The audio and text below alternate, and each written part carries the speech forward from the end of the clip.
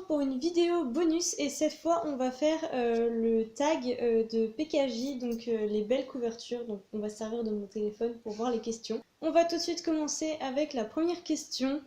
Quel livre de votre bibliothèque a selon vous la plus belle couverture? Voilà, donc moi c'est La Passe Miroir, hein. Autant le tome 1 que le tome 2, ils sont vraiment magnifiques. Et bientôt le tome 3. Hein.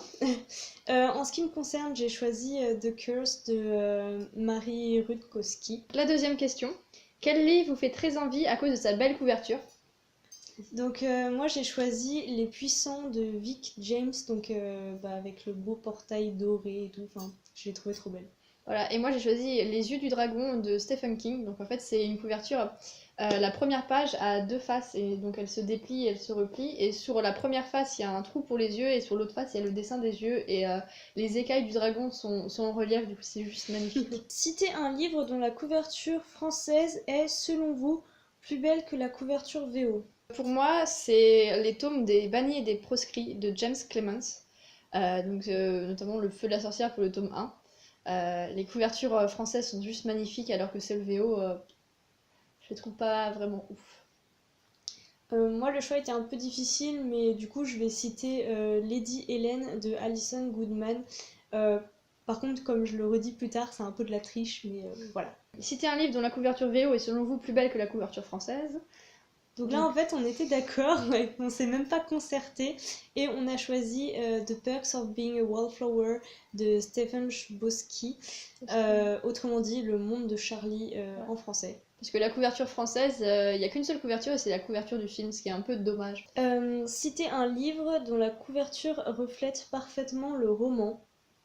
Donc là j'ai pris Elana de Pierre Bottero parce que c'est une trilogie et sur ça, chacun des livres on voit un dessin d'Elana et le dessin je trouve qu'il évolue en fonction du personnage et elle est juste magnifique dessus et ça la représente parfaitement. Moi j'ai choisi La Passe Miroir de Christelle Dabos parce que on vous en a parlé dans la couverture, dans la vidéo qu'on a faite sur pourquoi est-ce qu'on choisit tel ou tel livre, et on avait dit qu'effectivement c'était des couvertures qui représentaient extrêmement bien l'univers. Alors, citer un roman dont la belle couverture n'a aucun rapport avec l'histoire. Donc là c'était un peu plus compliqué parce qu'en général les livres et les couvertures ils représentent quand même quelque chose de l'histoire même si c'est un petit détail ou quoi que ce soit. Moi j'ai choisi la saga 16 lunes, donc 16 lunes, 17, 18. Ouais, c'est une plante quoi, donc Je vois des bourgeons et tout ça.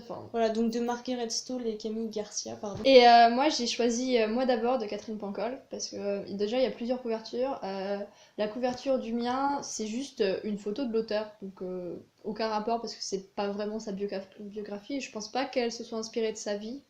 À voir, peut-être que c'est possible. Et aussi parce que l'autre couverture que j'ai trouvée, ça représente une pomme d'amour.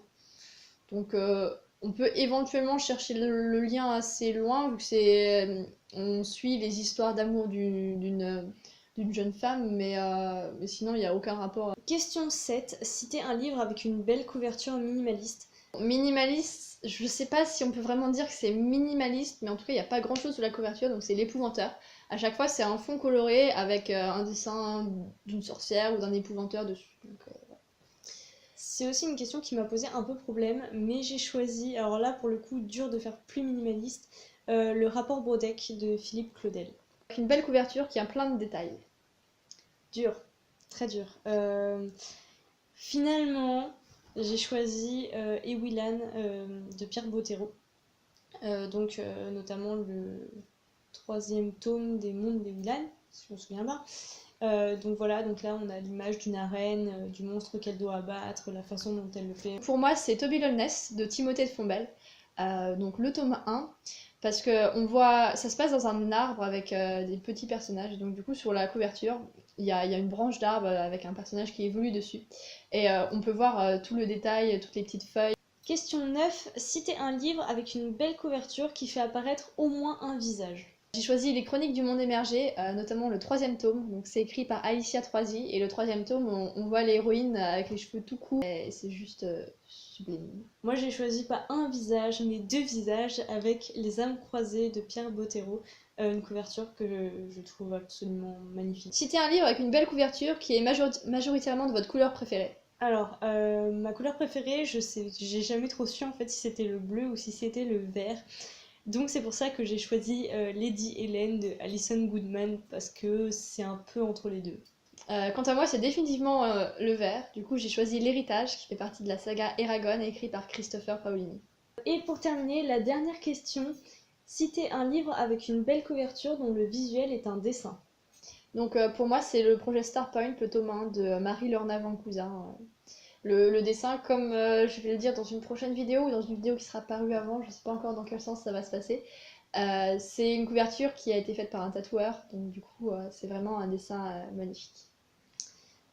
Pour ma part, j'ai choisi Le Paris des Merveilles de Pierre Pével, donc le tome 1, mais les deux autres sont aussi très très beaux. Voilà, on arrive à la fin de ce tag proposé par Pocket Jeunesse. Il vient en complément de la vidéo qu'on a faite sur la raison pour laquelle on choisit des livres.